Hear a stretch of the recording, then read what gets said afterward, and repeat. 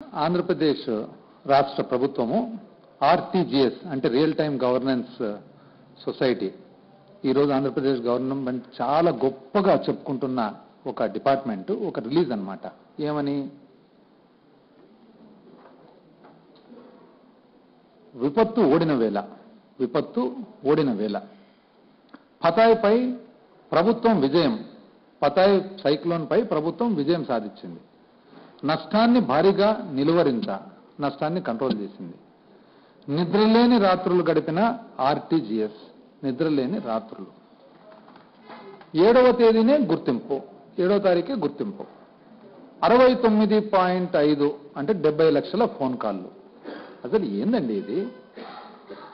ప్రకృతిని ఓడిచేదేంది, ప్రకృతిపై గెలిపోయింది ఏంది ఇవన్నీ అసలు? అంటే ఇంతవరకు ఆర్టీజీఎస్ లేనిది భారతదేశ ప్రభుత్వము ఇంతకాలం స్వాతంత్రం వచ్చినప్పటి నుంచి శాటిలైట్ లేవు, మెట్రలాజికల్ డేటా లేదు, ఫోర్కాస్ట్ లేదు. కేవలం ఆర్టీజీఎస్ వచ్చిన తర్వాత సడన్ గా కనుక్కున్నారనమాట సైక్లోన్లను ఎట్లా గుర్తించాలని చెప్పేసి. ప్రపంచవ్యాప్తంగా ఎక్కడ లేదు, ఒక్క ఆర్టీజీఎస్ లో ఉంది. 7వ తారీఖే గుర్తింపు. అంటే మీకు సపరేట్గా ఆర్టీజీఎస్ ఏమైనా శాటిలైట్లు ఉన్నాయండి? అది వాట్ ఈజ్ ఆర్టీజీఎస్? ఆర్టీజీఎస్ ఏంది? ప్రభుత్వానికి సంబంధించిన వివిధ డిపార్ట్మెంట్లు ఏవైతే ఉన్నాయో వాటిలో వచ్చిన ఇన్ఫర్మేషన్ సింథసైజ్ చేయడము, అంతే ఆర్టీజీఎస్. 7వ తారీఖు మీదేంది గుర్తించేది నాకు అర్థం కాలే. లాస్ట్కు అసలైన విషయం ఏమంటే 70 లక్షల ఫోన్ కాళ్ళు. అంటే మొట్టమొదటి నుంచి కూడా ఏంది మీ ఆలోచన? ఏదో ఒక కారణానికి గోబెల్స్ ప్రాపగాండా. అంటే మీకు అందిందా లేదా పెన్షన్? అందుతుంది కదండి, అందుతూ ఉంది. అందకుంటే కంప్లైంట్లు ఉన్నాయి, ఉన్న కంప్లైంట్లను మీరు మళ్ళీ పెన్షన్లు ఇవ్వండి. అదిలే అందిందా లేదా, అందిన వానికి 30 ఫోన్లు. అంటే బ్రెయిన్ వాష్ చేసుకుంటూ పోవడం. ఇట్లా 70 ఫోన్ కాళ్ళు. ఏమి ఈ పతాయి అని చెప్పి. అంటే ఈ ప్రభుత్వం లేకుంటే అసలు ఇంతకాలమో ఈ పతాయిని గుర్తించే డిపార్ట్మెంటే లేదు. అసలు వీళ్ళు కాబట్టి ఆంధ్రప్రదేశ్ రాష్ట్ర ప్రభుత్వము అండర్ చంద్రబాబు నాయుడు గారి నాయకత్వంలో మాత్రమే సైక్లోన్లను గుర్తిస్తున్నారు. పక్కన ఒరిస్సాలో కానీ ఈ పక్క తమిళనాడు అసలు ఈ గుర్తింపు చేసే విధానమే లేదని బ్రెయిన్ వాష్ చేసేదానికి మీరు చేస్తున్నాయి. అసలు ఎంత ఆశ్చర్యకరంగా ఉందంటే ప్రకృతిపై గెలుపంట. ఇంతకుముందు కూడా ఇట్లాంటివే.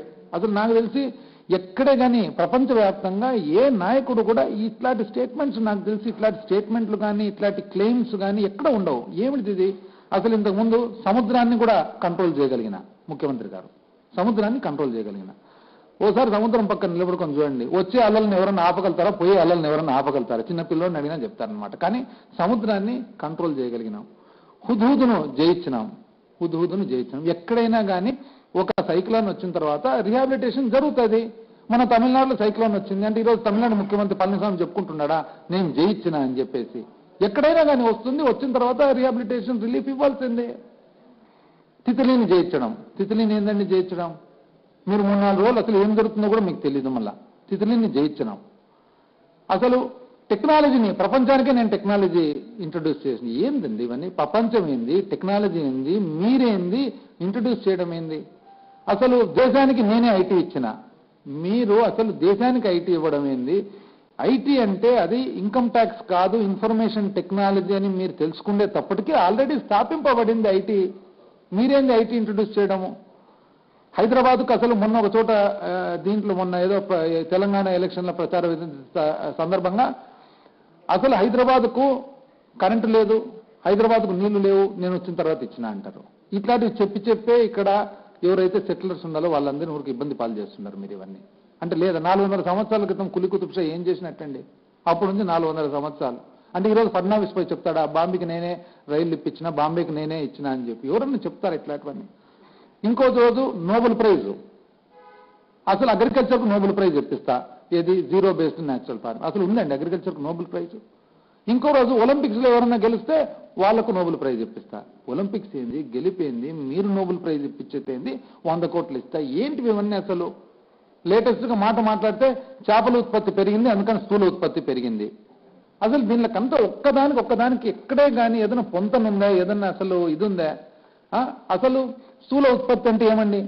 రాష్ట్ర స్థూల ఉత్పత్తిలో వ్యవసాయ రంగము 30% వరకు అప్రాక్సిమేట్ గా ఇస్తుంది. ఆ వ్యవసాయ రంగంలో చేపల పరిశ్రమ అనేది ఎంత ఇస్తుంది? దాంట్లో ఒక 10%. అంటే టోటల్ మీద మొత్తం రాష్ట్రానికి సంబంధించిన స్థూల ఉత్పత్తిలో ఒక 2%, 3% చేపల పరిశ్రమ నుంచి వస్తుంది. దాన్ని ఎంత పెరిగితే ఎంత స్థూల ఉత్పత్తి పెరుగుతుంది, ఎంత పెరగకుంటే ఎంత తగ్గుతుంది, దాన్ని పట్టుకొని రోజు చేపల పరిశ్రమ పెరిగింది. దానికి సంబంధించి రాసుకొని చెప్పుకొని ఐటీ ఇండస్ట్రీ ఎవరండి? ఐటీ ఇండస్ట్రీ ఎక్కడి నుంచి వచ్చింది? మొట్టమొదటిసారిగా ఐటీ ఇండస్ట్రీ హైదరాబాదు, తర్వాత కొన్ని ప్రాంతాలు బెంగళూరు, ఢిల్లీ ఇవన్నీ రావడానికి ఎవరు కారకులు? స్వర్గీయ పివి నరసింహారావు గారు సాఫ్ట్వేర్ టెక్నాలజీ పార్క్ STPAని ప్రవేశపెట్టడము, CMC కంప్యూటర్స్ హెడ్ క్వార్టర్స్ ఇక్కడ పెట్టడము. ఎంతో మంది ఇక్కడ ఇంజనీరింగ్ గ్రాడ్యుయేట్లు ఉన్నారు. బెంగళూరు పెద్దగా ఏంటంటే ఎవరైనా చెప్పుకుంటున్నారా, క్లెయిమ్ చేస్తున్నారా బెంగళూరు పెద్దగాని? స్టార్ట్ చేసినారు TCS, టాటా కమ్యూనికేషన్ సర్వీస్ కానీ, విప్రో కానీ అందరూ అక్కడ, ఇన్ఫోసిస్ కానీ అందరూ స్టార్ట్ చేసినారు, పెద్దగా అయింది. దానికి ఎవరన్నా కర్ణాటక ముఖ్యమంత్రి వచ్చి చెప్పుకుంటున్నాడా నేనేం పెట్టినా అని చెప్పి? అసలు తమిళనాడు ఎంత ఉండిందండి? చంద్రబాబు నాయుడు గారు మొట్టమొదటిసారి ముఖ్యమంత్రి 94-95 అయినప్పుడు తమిళనాడు ఎంత ఉన్నింది? ఎక్కడో వెనకాల ఉన్నింది. ఇప్పుడు మనల్ని దాటిపోయింది. అంటే ఈరోజు జయలలిత చెప్పుకున్నారు ఎక్కడన్నా నా వలన దాటిందని చెప్పేసి. అక్కడ పోయి చూడుకోండి, అక్కడ పోయి అసలు మహాబలిపురం రోడ్ కానీ ఆ టెక్నాలజీ ఏరియా చూడండి, ఏ విధమైన కనెక్టివిటీ ఉంది, ఏ విధంగా బిల్డింగ్లు కట్టినారు. ఎక్కడే కానీ ఒక్క చోట కూడా మెట్రో రైల్ కాడ నుంచి ప్రతి ఒక్కటి ప్రొవైడ్ చేసినారు. ఎక్కడన్నా ఎవరైనా చెప్పుకుంటున్నారు? అసలు మాట్లాడితే నా వల్లనే ఈ సాఫ్ట్వేర్, నా వల్లనే ఐటీ, హైదరాబాద్ సిటీ నేనే కట్టించిన మాట్లాడితే. మొన్న ఎలక్షన్ అప్పుడు మీరు చెప్పుకొని తిరుగుతారు కదా, చూపించినారు ఎవరు కట్టించినారు, ఎందుకు కట్టించినారు, ఎప్పుడు కట్టించినారు అని చెప్పేసి. ఇంకా కూడా వదిలిపెట్టడం లేదాన్ని హైదరాబాద్ సిటీ. ఇవన్నీ అంటే 70 లక్షల ఫోన్ కాల్, ఇవన్నీ ఎట్లంటే మనిషిని బ్రెయిన్ వాష్ చేసి చెప్పడం. అయితే మాకు అర్థమైనది ఏమంటే, ఇవన్నీ ఇన్ని రకాలుగా చెప్తున్నానంటే దీనికి ప్రధానమైన కారణం మాకు మీరు సబ్జెక్టును డైవర్ట్ చేస్తున్నారు. విపరీతమైన అవినీతిని రాష్ట్రం కూరుకోపోయింది. దాన్ని డైవర్ట్ చేసేదానికి మీరు ఇవన్నీ కూడా చెప్పుకుంటూ వస్తున్నారని చెప్పేసి మా అభిప్రాయం. ఇప్పుడు చూడండి, అసలు ఎక్కడే కానీ ఒక సామాన్య మానవునికి కావాల్సిన ముఖ్యమైన అవసరాలు ఏమి? కూడు కానీ, గుడ్డ కానీ, ఇల్లు కానీ. ఈరోజు ప్రధానంగా మనకి ఇల్లు. ఎందుకు ఇల్లు అంత ముఖ్యము? ఎందుకంటే అదొక ఫౌండేషను. మనకది ఒక పునాది మాదిరి మనకిస్తుంది, ఒక విశ్వాసం కలిగిస్తుంది మనిషికి. అందుకనే ఇది గుర్తించే రాజశేఖర రెడ్డి గారు మరి ఇందిరమ్మ హౌసింగ్ అని చెప్పేసి ఇందిరమ్మ ఇల్లుని దేశం అంతా కలిసి ఎన్ని ఇల్లు కట్టినారో ఒక్క ఆంధ్రప్రదేశ్ రాష్ట్రంలో అంతకంటే ఎక్కువ ఇల్లు కట్టడం జరిగింది.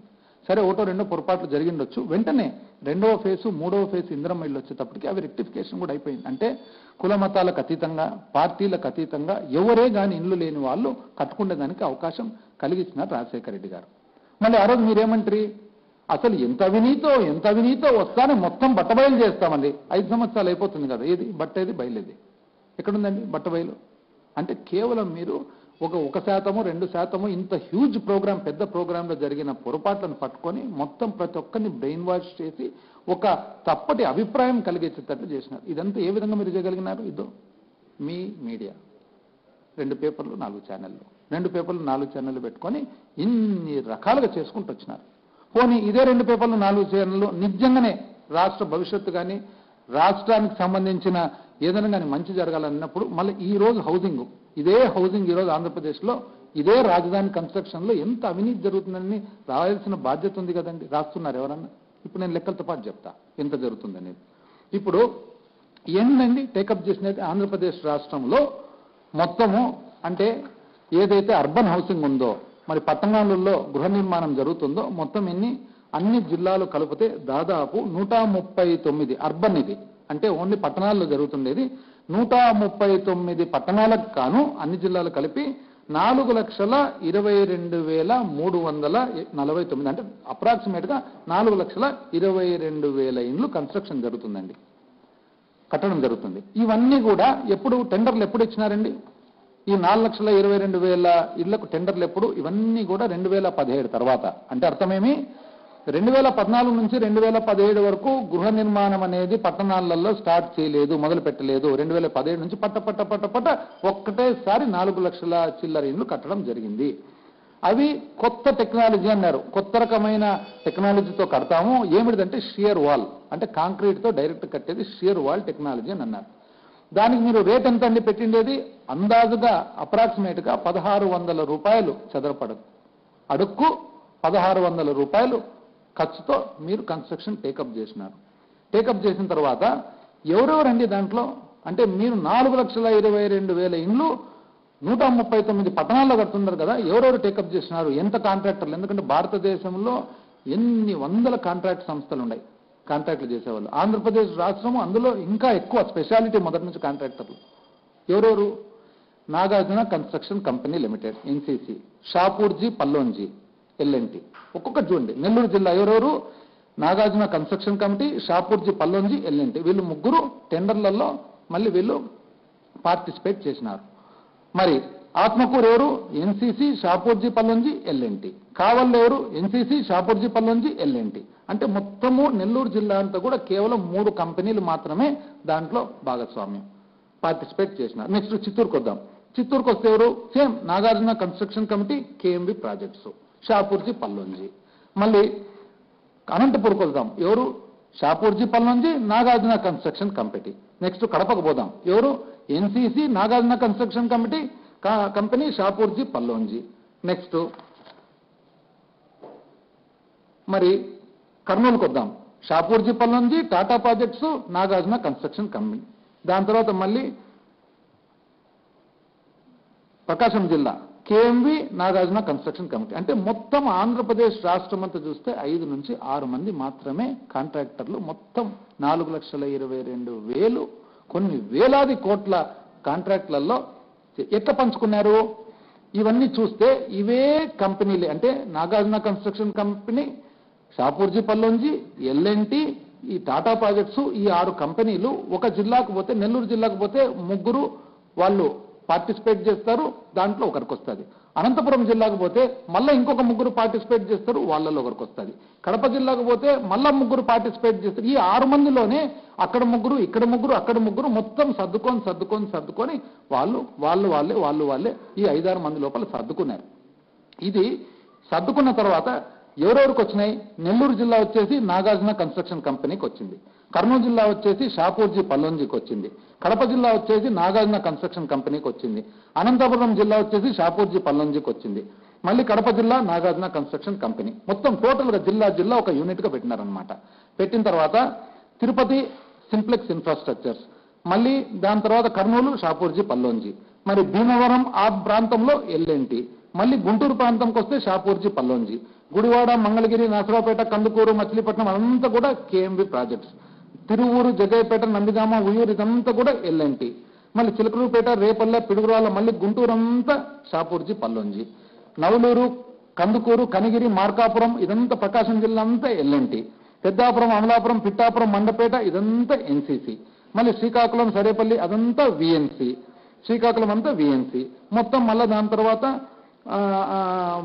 ఏకేసీ కాలనీ ఇదంతా కూడా వైజాగ్ సైడ్ వచ్చేటప్పటికి టాటా ప్రాజెక్ట్స్. అంటే మొత్తం ఇవన్నీ కూడా కంప్లీట్గా ఈ 6 కంపెనీలు కలిసి వాళ్ళు సర్దుకొని చేసినారు. ఎంతకు చేసినారండి? 1,600 రూపాయలు. 1,600 రూపాయలు భూమి ప్రభుత్వానిది, 1,600 రూపాయలు చదరపడకు ఈ కంపెనీలంతా అందాజుగా చేసినారు. ఈ రోజు కర్నూలుకు పోయి చూస్తే 2,000 నుంచి 2,500 రూపాయలకు ఫస్ట్ క్లాస్ ఇటుకతో కాంక్రీట్తో కట్టినేది మనకు నడి సెంటర్లో దొరుకుతుంది. అంటే భూమి విలువ కలుపుకొని కర్నూలులో 2,500 రూపాయల లోపు దొరికేటప్పుడు ఊరి బయట 10 కిలోమీటర్ల దూరంలో ప్రభుత్వ భూమి మీద కట్టిన దానికి 1,600 రూపాయలు ఇవ్వాల్సిన అవసరం ఉంది. క్లియర్ కట్ అర్థమవుతుంది దీంట్లో ఏమని?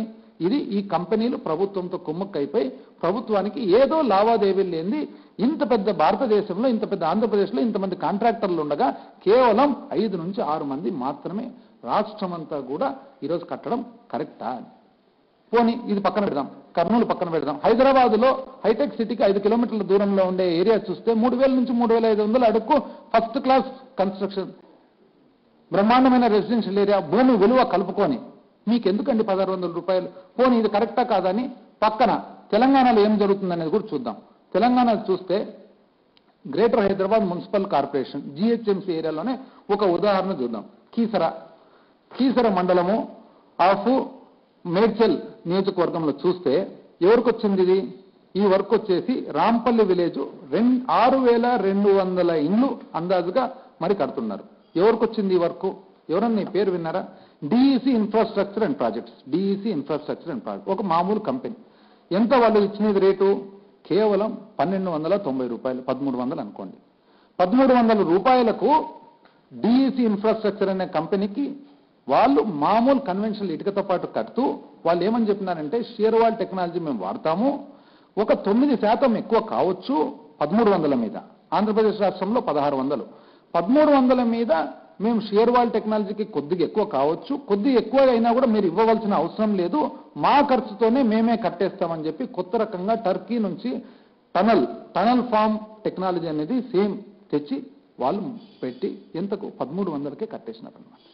మళ్ళీ ఇది కాకుండా డైరెక్ట్గా షేర్వాల్ టెక్నాలజీ ఆంధ్రప్రదేశ్ రాష్ట్ర ప్రభుత్వం మాదిరిగానే డైరెక్ట్ షేర్వాల్ టెక్నాలజీ ఎక్కడ డిండిగల్, హైదరాబాద్ ఊరు బయట ఉండే డిండిగల్, ఎంతకండి 1350 రూపాయలకు.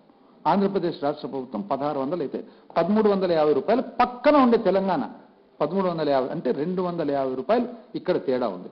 ఈ తేడాకు గాను గమనించినట్లయితే ఇది కాక రూరల్ ఏరియా తెలంగాణలో ఇదంతా ఏమి urban Hyderabad greater Hyderabad municipal corporation limits లో పక్కన రూరల్ ఏరియాకు పోయినట్లయితే మనం గమనించినట్లయితే ఎంతకు వచ్చిందండి. ఒక ఉదాహరణకు భువనగిరి మున్సిపాలిటీలో హైదరాబాద్ ఊరు బయట 560 అడుగుల బిహెచ్కే 2 బిహెచ్కే డబుల్ బెడ్రూమ్ ఇండ్లు చూస్తే ఎంత పడింది? 950 రూపాయలు మాత్రమే. 950 రూపాయల అడుక్కు తెలంగాణ ప్రభుత్వం భువనగిరిలో G+1 G+2 ఇదే ఇండ్లు కట్టిస్తున్నారు. పక్కన ప్రతాప్ సింగారం అనే ఊరు, భువనగిరి అన్న మున్సిపాలిటీ, ప్రతాప్ సింగారం అనే ఊరు ఒక పల్లెటూరు. ఆ పల్లెటూరులో చూసినట్లయితే కేవలము 900 రూపాయలకే కడుతున్నారనమాట. ఓన్లీ 900 రూపాయలు కడుతున్నారు. ఎక్కడ 900, ఎక్కడ 950, ఎక్కడ 1300, ఎక్కడ 1600. ఇవన్నీ లెక్కేసినట్లయితే యావరేజ్ తీసుకుంటే అందాజుగా ఏం లేదన్నా కూడా 400 రూపాయలు తేడా ఉంది. ఎవరికి? తెలంగాణకు ఆంధ్రప్రదేశ్కు 400 రూపాయలు అడుక్కు తేడా ఉంది చదరపడుక్కు. 400 రూపాయల్లో ఒకవేళ ఆంధ్రప్రదేశ్ ప్రభుత్వం చెప్పొచ్చు తెలంగాణ వాళ్ళు ఉత్త ఇండ్లు కట్టిస్తున్నారు, మేము రోడ్లు కూడా ఇస్తున్నామని చెప్పి స్ట్రైట్ ఒక 100 రూపాయలు తీసేయండి, ఒక 100 ఎక్కువ సైడు. కానీ తెలంగాణ వాళ్ళు లిఫ్ట్లు కూడా ఇస్తున్నారు, అయినా ఒక 100 తీసేయండి, అట్లయినా కూడా 300 రూపాయలు. నేను చెప్పేది చాలా కన్జర్వేటివ్గా, అతి తక్కువతో 300 రూపాయలు తేడా. 300 రూపాయలు తేడా ప్రకారం మీ ఫస్ట్ ఫేజ్ మొదట ఫేజ్లో మీరు టేకప్ చేసిన 4,20,000 ఇండ్లు లెక్కేస్తే 4,20,000 ఇండ్లు 365 ఎస్ఎఫ్టీ యావరేజ్ మీద టేకప్ చేస్తే 300 రూపాయలు తేడా టేకప్ చేస్తే 4,650 కోట్లు, అంటే ఇంచుమించు 5,000 కోట్లు తేడా ఉంది ఆంధ్రప్రదేశ్కు తెలంగాణకు. ఎక్కడ పోయినట్లే 5,000 కోట్లు? బాగా క్లీన్గా చూడండి, పక్క రాష్ట్రానికి మనకు 5,000 కోట్లు తేడా కనపడుతుంది. 5,000 కోట్లు కూడా కేవలం 6 కంపెనీలు.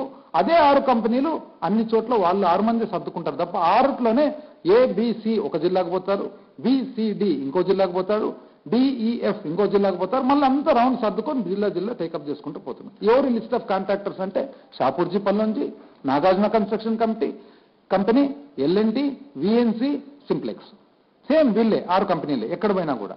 ఇది ఎట్లుందంటే మనకు కొంతమంది చెప్తారు త్రిమూర్తులు, పంచపాండవులు, అష్టదిక్పాలకులు, సప్త ఋషులు, మరి నవరత్నాలు, దశావతారాలు, ఈ టైప్లో సెట్ చేసుకున్నారు కాంట్రాక్టర్లను. ఎవరు? ఆంధ్రప్రదేశ్ రాష్ట్ర ప్రభుత్వం సెట్ చేసుకొని వాళ్ళతోనే ప్రతి ఒక్కటి చేసుకుంటూ పోతున్నారు.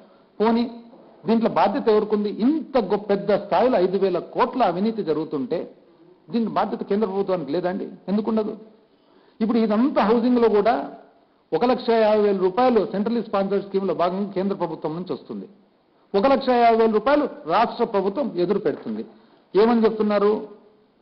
అసలు పిఎంఏవై ప్రధానమంత్రి Awas Yojana urban housing for all అందరికీ ఇల్లు అనే ప్రోగ్రాం కింద ఇది డౌటేలింగ్ అని చెప్పి దానికి ఒక ఎన్టీఆర్ నగర్, ఎన్టీఆర్ కాలనీ అని పేరు పెట్టి 1,50,000 రూపాయలు ఒక్కొక్క ఇంటికి కేంద్ర ప్రభుత్వం డబ్బులు వస్తుంటే 1,50,000 రూపాయలు రాష్ట్ర ప్రభుత్వం దాంట్లో కలిపి చేస్తూ ఉన్నారు ఈ ప్రోగ్రాం. మళ్ళీ ఈ ప్రోగ్రాంలో కేంద్ర ప్రభుత్వానికి బాధ్యత లేదండి? ఇంత అవినీతి జరుగుతుంది, ఇంత ఘోరం జరుగుతుంది అని చెప్పి రూల్ ఏమని చెప్తుంది? రూల్ ఏమంటుందంటే వాళ్ళు ఆంధ్రప్రదేశ్ రాష్ట్ర ప్రభుత్వం ఇష్యూ చేసిన జిఓఆర్టీ నంబర్ 609 డేటెడ్ 26/2018 ఏమని? ప్రధానమంత్రి ఆవాస్ యోజన అర్బన్. ఇది దీంట్లో ఏమంటారు? బెనిఫిషియరీ సెలెక్షన్ ఎవరైతే లబ్ధిదారు ఉండాలో ట్రాన్స్పరెంట్ గా చాలా పారదర్శకంగా జరగాలంట. జరిగిందండి ఎక్కడైనా కానీ? ఒక కమిటీ ఉండాలి. కమిటీలో ఎవరు? ఎంపీ, ఎమ్మెల్యే వీళ్ళందరూ మెంబర్లు. ఎక్కడే కానీ ఇంతవరకు ఆంధ్రప్రదేశ్ రాష్ట్రంలో ఒక్కరు ప్రతిపక్ష పార్టీ ఎమ్మెల్యేలను కమిటీలో పెట్టినారా? కలెక్టర్ ఇంతవరకు ఒక మీటింగ్ ఎక్కడైనా ఆంధ్రప్రదేశ్ రాష్ట్రంలో కలెక్టర్ మీటింగ్ అనేది పెట్టినారా? అసలు ఎక్కడైనా కానీ గైడ్ లైన్స్ ఏవైతే గైడ్ లైన్స్ ఉన్నాయో ఒక్క చోటన్న గైడ్ లైన్స్ ఫాలో అయినారా?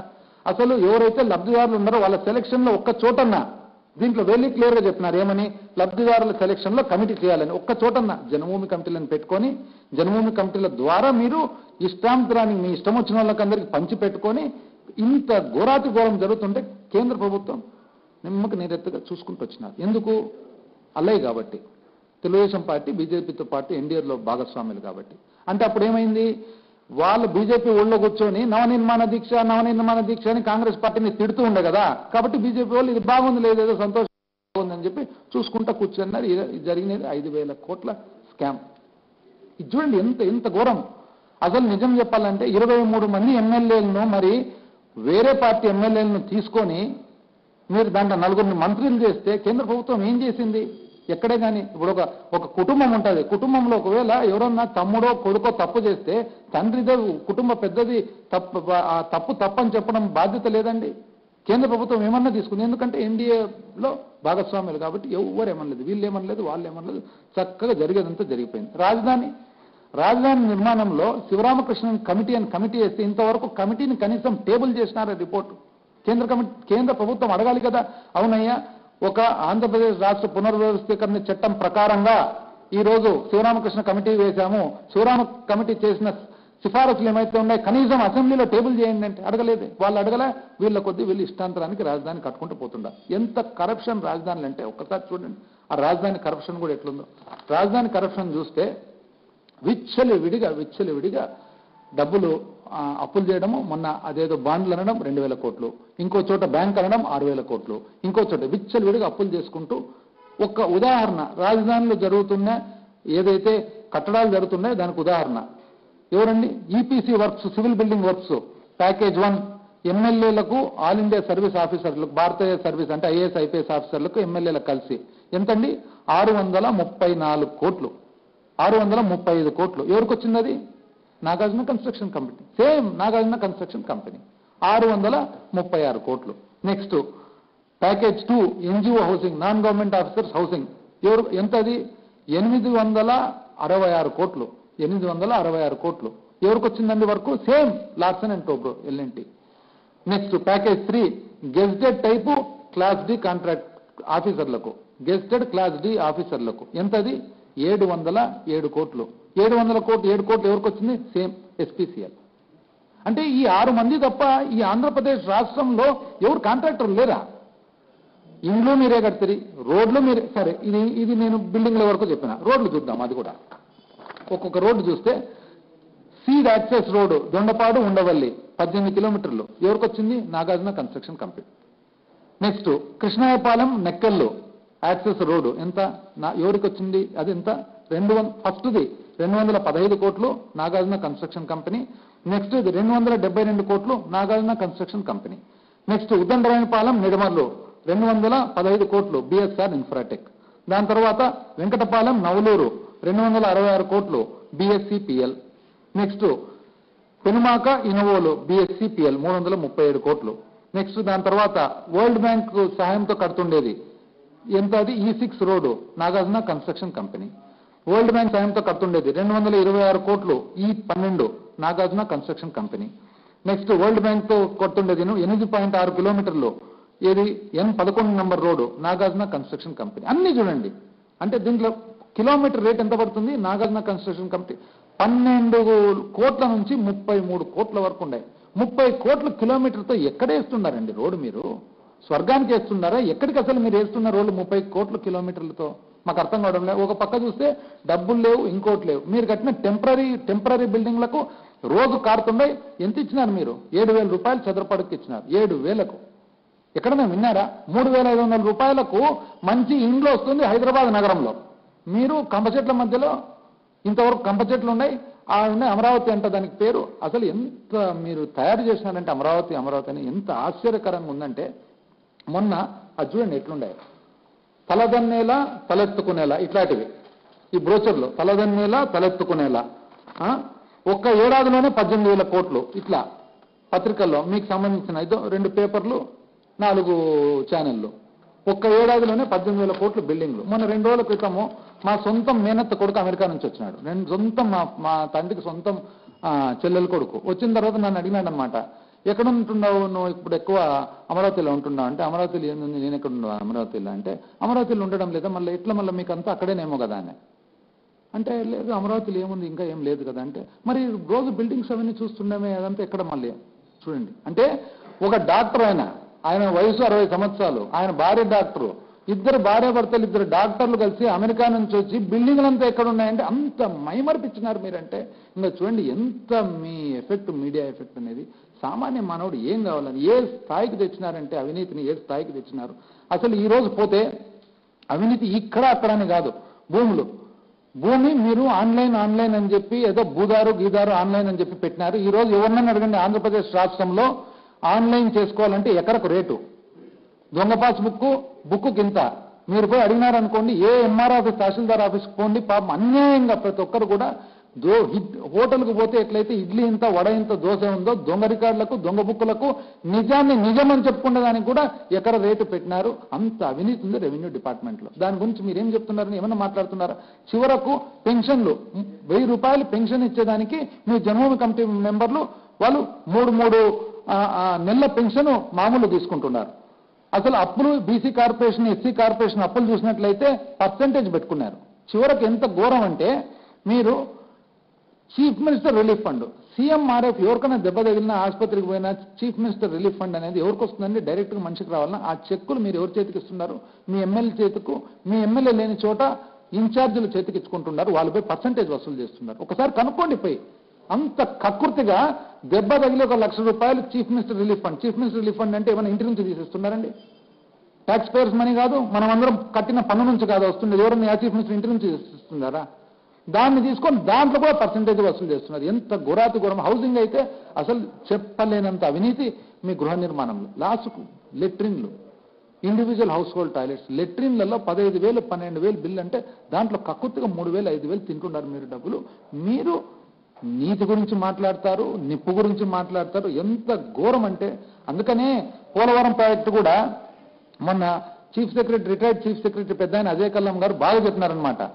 ఆలోచన మీది కాదు, పోనీ ఆ అనుమతులు తెచ్చినది మీరు కాదు, పోనీ భూసేకరణ చేసినది మీరు కాదు, పోనీ మీరు జాతీయ ప్రాజెక్టుగా చేసినది మీరు కాదు, ఏది కాదు. అన్ని కూడా ఇంతకు ముందు ప్రభుత్వాల టైంలో 70% అయిపోయింటే, ఈరోజు మీరు వచ్చి పోలవరం ప్రాజెక్టు కేంద్రం కట్టాల్సినది నేను కడతా అని తీసుకున్నంటే అవినీతి కోసం కాక ఎందుకు తీసుకున్నారు మీరని చెప్పి ఎవరు కాదు అంత పెద్ద మనిషి. 2 చీఫ్ సెక్రటరీలు దీని రోజు మీ గురించి, మీ అవినీతి గురించి మాట్లాడుతున్నారు.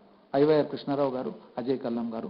అయినా కూడా మీరు ఏ మాత్రం అసలు ఫీలింగ్ లేకుండా నిమ్మకు నీరెత్తినట్టుగా హ్యాపీగా హుదుహుదును జయించినా, తితిలిని జయించినా, సముద్రాన్ని ఆపేసినా, నోబెల్ ప్రైజ్ ఇస్తా ఏం చెప్పుకుంటున్నారు? ఏందో అసలు బస్సుల ద్వారా అమరావతి చూపిస్తా అంటే ఏందుందని అమరావతిని చూసేదానికి?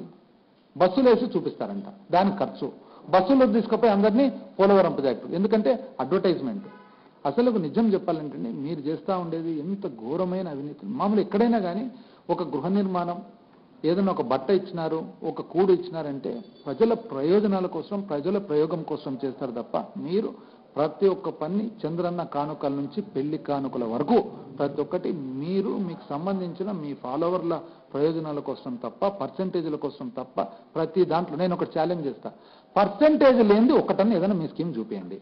ఒక్కటి దీంట్లో పర్సెంటేజ్ లేదు, దీంట్లో ముడుపులు వేయాల్సిన అవసరం లేదు, ఇది కరెక్ట్గా పద్ధతిగా లబ్ధిదారునికి వస్తుంది, ఎవరిని దేహి అని అడుక్కోకుండా వస్తుంది, ఎవరిని కాళ్ళు పట్టుకోకుండా వస్తుంది, ఎవరిని మరి భంగపోకుండా వస్తుంది అని చెప్పి ఒక్కటి చెప్పండి మీ స్కీములో.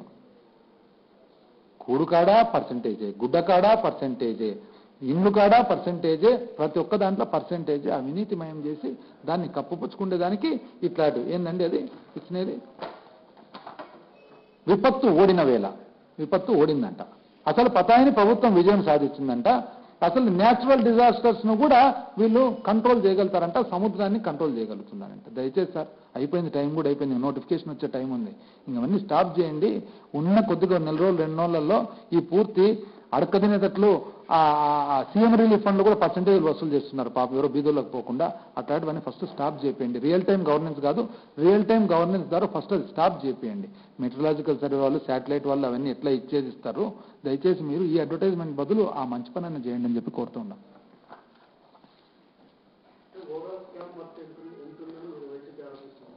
ప్రిలిమినరీగా చాలా కన్జర్వేటివ్గా అతి తక్కువగా ఫస్ట్ ఫేజ్, ఎందుకంటే 4,20,000 ఇండ్లు అనేది ఫస్ట్ వాళ్ళు ఇంతవరకు టేకప్ చేసిన ఒక ఫేజ్. దాని తర్వాత ఎన్నో ఫేజులు వస్తాయి. దాంట్లో చూస్తేనే 5,000 కోట్లు కనపడుతుంది. 5,000 కోట్లు. మళ్ళీ వీళ్ళు ఎంతైనా రేట్లు పెంచడానికి అవకాశం ఉంది.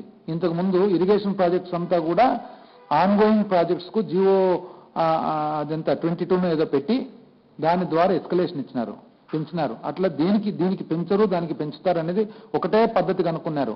ఆఫీసర్లు సంతకాలు పెట్టడం లేదు ఫైళ్ళల్లో, రేపొద్దున ఇబ్బంది అవుతుందని. ఆఫీసర్లు సంతకాలు పెట్టకుంటే క్యాబినెట్లో సంతకం పెట్టిస్తున్నారు, అప్రూవ్ చేసుకుంటున్నారు. ఆఫీసర్లు కూడా ఏమన్నా చేసుకోండి, మాకు ఇబ్బంది లేకుండా మీరని చెప్పి వాళ్ళు కూర్చుంటున్నారు. లేకుంటే ఏ ఆఫీసర్ కూడా ఇట్లా సంతకాలు పెట్టరు, ఎందుకంటే ఇవన్నీ రికార్డెడ్గా ఉండేవి. ఇంత అవినీతే, దీనికి ఒక స్థాయి లేదు, ఒక లిమిట్ లేదు, ఒక లిమిటేషన్ లేదు. 5,000 మినిమంగా ఫస్ట్ ఫేజ్కు మాత్రమే. ఇంకా సెకండ్ ఫేజ్ వచ్చింది అనుకోండి డబుల్ ట్రిబుల్ అవుతుంది. 5 కావచ్చు, 10 కావచ్చు, 15 కావచ్చు. ఈ మినిమంగా, అతి మినిమంగా మేము చెప్తున్నాం, అతి తక్కువగా మేము అంచనా చెప్తుండేది 5,000. ఇది లెక్కలతో పాటు మీరు ఎవరే కానీ తెలంగాణలో జరుగుతున్న గృహ నిర్మాణం, ఆంధ్రప్రదేశ్లో జరుగుతున్న గృహ నిర్మాణం ఈ 2 రాష్ట్రాలకే, ఇంకా మిగతా రాష్ట్రాలు కంపేర్ చేయలే. ఈ రెండిట్లోనే ఇంత తేడా.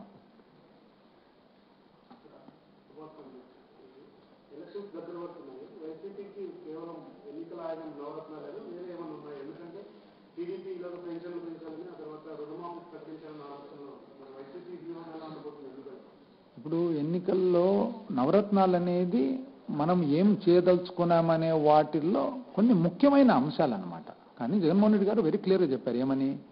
పాదయాత్ర ముగిసేటప్పటికి ఇన్ని వేల కిలోమీటర్లు తిరిగిన తర్వాత, ఇన్ని లక్షల మందితో కలిసిన తర్వాత, ఇన్ని వివిధ కులాలు, మతాలు, వివిధ వృత్తులు చేసుకునే వాళ్ళందరితో కలిసిన తర్వాత ఏది అవసరం అనేది ఒక రకమైన నిర్ణయానికి వచ్చి మరి ఒక అనౌన్స్మెంట్ వస్తుంది.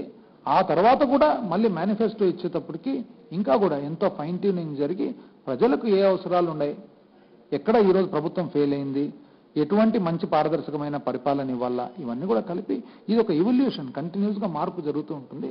మన మేనిఫెస్టో వచ్చే వరకు కూడా అది ఇంప్రూవ్ అవుతూ వస్తుందన్నమాట. సో మనకు జగన్మోహన్ రెడ్డి గారి పాదయాత్ర ముగిసేటప్పటికి ఒక రకమైన ఒక కాంక్రీట్ దీనికి వస్తుంది. ఆ తర్వాత మేనిఫెస్టో రిలీజ్ చేసేటప్పటికి ఫైన్ ట్యూన్డ్ వర్షన్ వస్తుంది. టీడీపీ రుణమాఫీనా? ఇంకా ప్రజలు ఇంకా నమ్ముతారంటారా రుణమాఫీ? ఈ రోజు కూడా ఇంకా లాస్ట్ టైం రుణమాఫీలో 2 కంతులు రాలేదు, 3 కంతులు వచ్చిందా, 2 కంతులు రాలేదు. డ్వాక్రా రుణమాఫీ ఇంతవరకు ₹1 కాలేదు.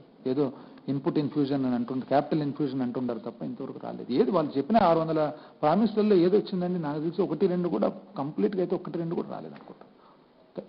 ఆ పెన్షన్ అని అంటారు ఇస్తున్నామని, దాంట్లో కూడా ఎంతో లొసుకులు. అందరికి ఇక్కడ ఇస్తున్నారు, అర్హత ఉండేవాళ్ళు చాలా మంది ఉన్నారు. మీరు ఏం చెప్తున్నారు? జన్మభూమి కమిటీ సంతకాలు పెట్టండి, పెన్షన్ లేదు. జన్మభూమి కమిటీ సంతకాలు అందరికీ ఎందుకు పెడుతున్నారు? జన్మభూమి కమిటీ సంతకాలు పెడుతుండేది మీ టీడీపీ పార్టీ వాళ్ళకు, అంటే వేరే పార్టీ వాళ్ళకు రానట్లే కదా.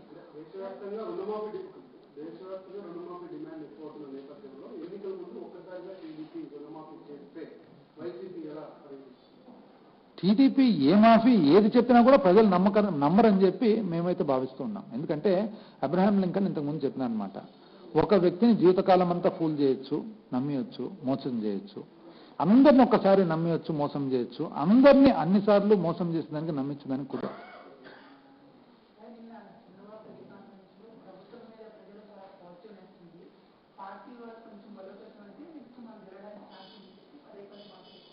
ఏం చెప్తాం? అది చెప్పక మనం ఫెయిల్ అయినా మన మీద కాన్ఫిడెన్స్ లేదని చెప్పలేడు కదా. ఇప్పుడు వాస్తవం ఏమి, మనం బయటకు పోయి అడిగితే, బస్ స్టాండ్కి పోయినా, రైల్వే స్టేషన్ పోయినా, ఒక సామాన్య మానవుడు తిరిగే చోటికి పోతే ఒక రైతు దగ్గర పోయి రుణమాఫీ అయిందంటే కాలే అంటారు, ఒక డ్వాక్రా మహిళ దగ్గర పోయి రుణమాఫీ అయిందంటే కాలే అంటారు. వాళ్ళు వాస్తవాలే కదా చెప్తుండేది. ఒక పెన్షన్దారు దగ్గర పోయి పెన్షన్ మీకు వస్తుందంటే కొంతమందికి వస్తుంది, కొంతమందికి రాలే అంటున్నారు. ఎందుకు రావడంలే అంటే ముడుపులు 3 నెలలకు పెన్షన్ ఇస్తే తప్ప రావడంలే అంటున్నారు. ఇంటికి పోయి మీకు ఇల్లు వచ్చిందంటే లేదు సార్ రాలేదు అంటున్నారు. ఎందుకు రాలే అంటే 25 నుంచి 50,000 అడుగుతున్నారు సార్, మేము ఇవ్వలేక ఊరుకున్నాము. ఎప్పుడోసారి ప్రభుత్వం మారకపోతుందా, ఎప్పుడోసారి భగవంతుడు కనికరించపోతాడా, ఆ కనికరించినప్పుడు మాకు నీతిగా నియమంగా మాకు రాకపోతుంది అని చెప్పి అంటున్నారు. లెటర్లు కట్టుకున్న వాళ్ళు, ఇండివిజువల్ లెటర్లు కట్టుకున్న వాళ్ళు పడితే సగం మందికి మాకు బిల్లులే రాలేదు సార్, తిన్నారంటే మా బిల్లులని వాళ్ళు అంటున్నారు. ఆరోగ్య మన సీఎం రిలీఫ్ ఫండ్ పోతే వాళ్ళలో కత్తెర పెట్టి కొరుకుతున్నారు. ఏది ఎక్కడ తృప్తి అంటే ఎట్లా వస్తుంది తృప్తి? అడ్వర్టైజ్మెంట్ ద్వారా, కేవలం అడ్వర్టైజ్మెంట్ మీద, అనుకూల పత్రికల మీద జరుగుతుంది తప్ప ఈ ప్రభుత్వం వాస్తవాలు అనేది లేనే లేదు. పబ్లిక్ కూడా చాలా ఇంటెలిజెంట్ గమనిస్తుండనమాట. అందరికంటే పెద్ద డిప్లొమాట్లు పబ్లికే, అన్ని గమనిస్తుండారనమాట. నిర్ణయం వాళ్ళు చేస్తారనమాట. ఎందుకంటే ఎవరెవరు ఎంతెంత సంపాదించినారు, అధికార పార్టీ వాళ్ళు ఎవరెవరు ఎంతెంత సంపాదించినారు అనేది క్లియర్ కట్గా, ఇసుకలు ఎంత సంపాదించినారు, లిక్కర్లు ఎంత సంపాదించినారు, లెట్రిన్లలో ఎంత సంపాదించినారు, ఇండ్లలో ఎంత సంపాదించినారు, ఎవరెవరికి ఎంతెంత పర్సెంటేజ్ పోతుంది, నీరు చెట్లు ఎంత సంపాదించినారు, లాస్ట్కు ఎంత మన ఎన్ఆర్ఈజీఏలో రూరల్ ఎంప్లాయ్మెంట్ పనికి ఆహార పథకంలో కూడా వాళ్ళ జన్మభూమి కమిటీ వాళ్లకు పర్సెంటేజ్ ఇస్తే వాళ్ళ పేర్లు రాస్తున్నారు, వాళ్ళకి డబ్బులు వస్తున్నాయి, లేదా రాయడంలో తీసేస్తారు ఫోర్సుబుల్గా. అంతే మేట్లంతా వాళ్ళు. అదే మేము కూడా చదివినాం. ముందుగా అంటే మళ్ళీ ఎవరైనా కానీ ఎలక్షన్ ముందరనే చేసే తర్వాత ఎట్లా చేస్తారు? అదే ఫ్లూయిడ్గా ఇచ్చినారు, ముందుగా అని అన్నారు. మళ్ళీ వాట్ ఈస్ డెఫినేషన్ ఆఫ్ ముందుగా? మేము కూడా పేపర్ చదివి ఆశ్చర్యపోయినాం. అంత హెడ్లైన్స్ అంత బలంగా ఇచ్చినప్పుడు అంటే మనం ఎక్కడో మామూలుగా ముందుగానే చేయాలని రాసేది వేరే, హెడ్లైన్స్ ముందుగా అంటే ఎవరైనా ఎలక్షన్ ముందరనే చేసేది. అంటే ఆయన ప్రతి ఒక్కటి ఆప్షన్ పెట్టుకుంటాడనమాట. ఈ అశ్వత్థామ అతకుంజర అనేది స్టాండర్డ్ ప్రాబ్లం వాళ్ళది. వాళ్ళ ఫౌండేషన్ ఫండమెంటల్స్లో ఒకటి ఉంది దాంట్లో, వాళ్ళకి తెలుగుదేశం పార్టీలో అశ్వత్థామ అతకుంజర ఏదైనా కానీ ఎస్కేప్ రూట్ ఒకటి పెట్టుకుంటారు అనమాట.